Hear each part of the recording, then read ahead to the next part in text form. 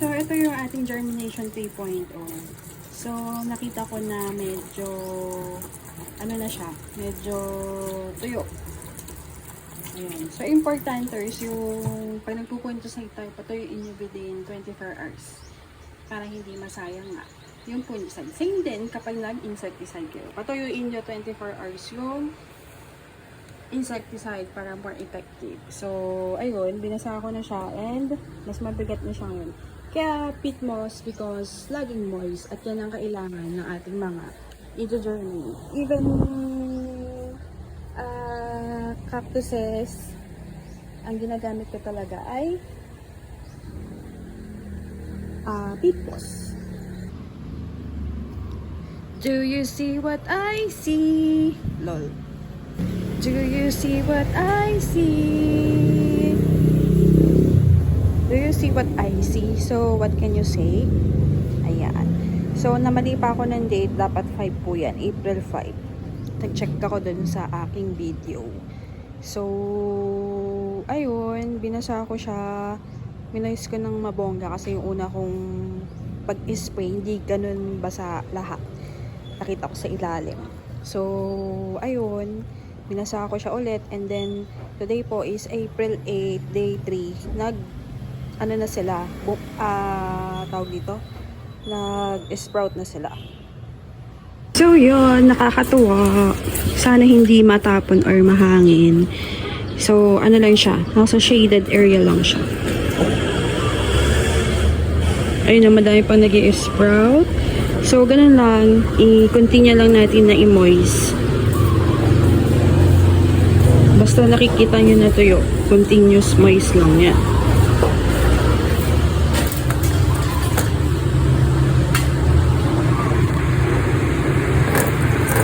So, pagka ganitong open yung ginawa nyo, mamonitor nyo lang lagi.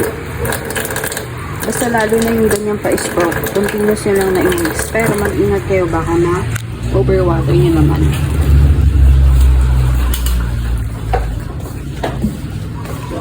So, nandito lang siya. Shaded area lang. Dagan lang ang tech.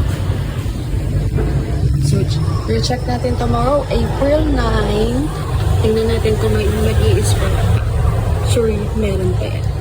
So, day 5 of germination is mas marami nag-sprout. At talagang ang dami na nila. So, ang cute nila. Yung iba pa heart shape. Ayan. So, nakakatuwa. This is day 5 of germination. At again, nakakatuwa. Ayan. So, kapag nakapag-germinate ka, is parang feeling mo, ang buti mong tao, mga ganon, char.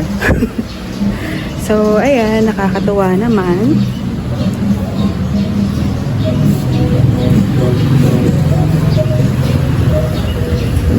So, may mga seeds pa na hindi nag-sprout.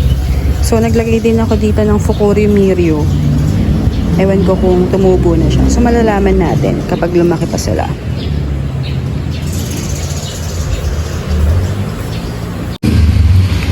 So, day 6, ayan. So, mas ano na sila, mas mataas. Ayan. O, diba? Open lang to pero, ang dami na nila. Ang dami pang mga seeds na hindi tumutubo. So, makikita nyo, very dry na din yung kanilang soil. So, tutubigan ko na yan.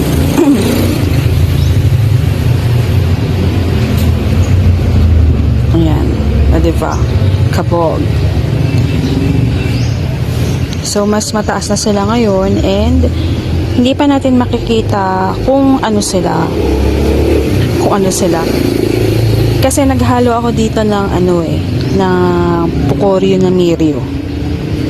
Oo, mga 20 pieces yun. So, hindi ko alam kung nasan sila dyan.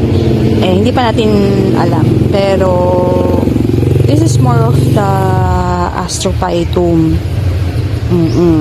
Halo-halo na B-type, Notum, Super Kabuto, Zipper type, ayan. So, tutubigan ko na ulit kasi dry na sila, tsaka magaan na yung pot.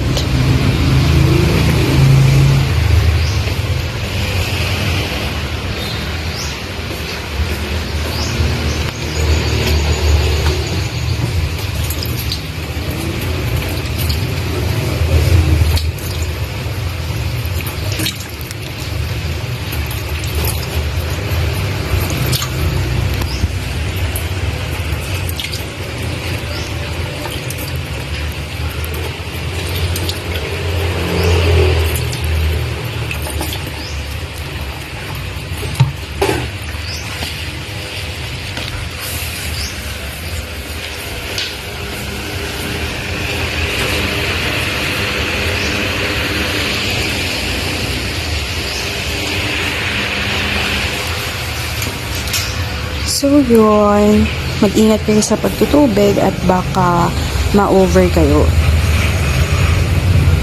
So walang butas to Ayan. So yun, lagay ko lang siya ulit dito sa shaded.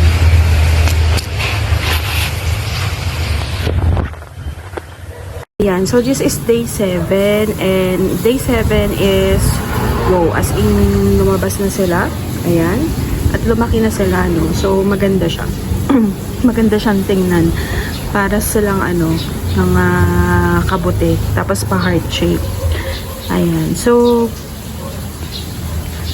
dito sa sa open, ang babantayan nyo lang dyan yung pagpasok ng mga insekto kasi pwede nilang kainin yan. Then, kapag magaan na yung pot nyo, ibig sabihin, wala na siyang water. Makikita nyo naman na dry yung inyong soil mix.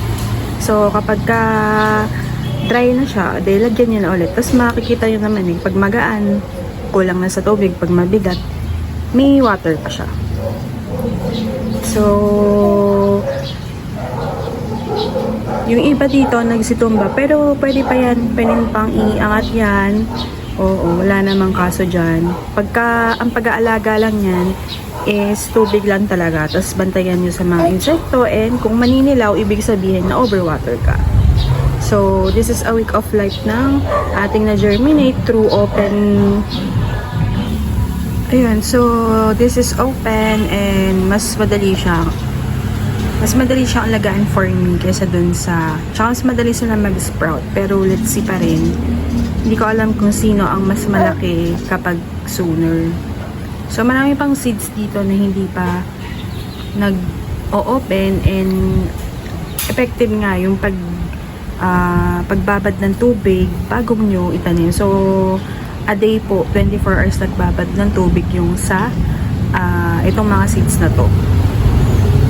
So, kasi nung una, kasabayan siya ng mga nakababad sa tubig. Tapos,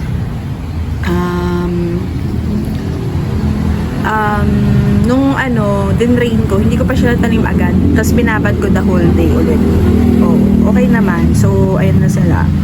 So, ang plano ko dito, update ko na lang kayo after a month. Tapos, kapag malalaki na sila at pwede na silang ihiwalay is papakita ko naman po yung aking vlog. So, my plan was usually mga 3 months okay na yung mga yan pwede na silang paghiwa-hiwalayin kasi pagka ganyan, mag-aagawan nga sila ng nutrients at hindi sila makaka-grow individually.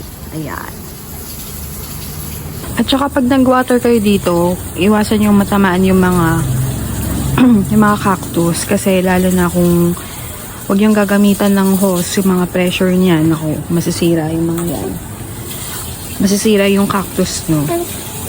Ayan, so ang babantayan lang natin kapag ganitong open is yung insect, tapos kung naninilaw na, overwatered ka, tapos yung paglalagay mo ng tubig, ingatan mo kasi pagka masyado marami, masisira mo yung cactus mo. Yeah. So that's all for today. Thank you for watching at everything na at Misha sa akin ng vlog. This is your nurse Plantito saying, God bless po at laging mag-ingat. So balik na natin sila ulit dito. Ayan, shaded area lang tayo guys.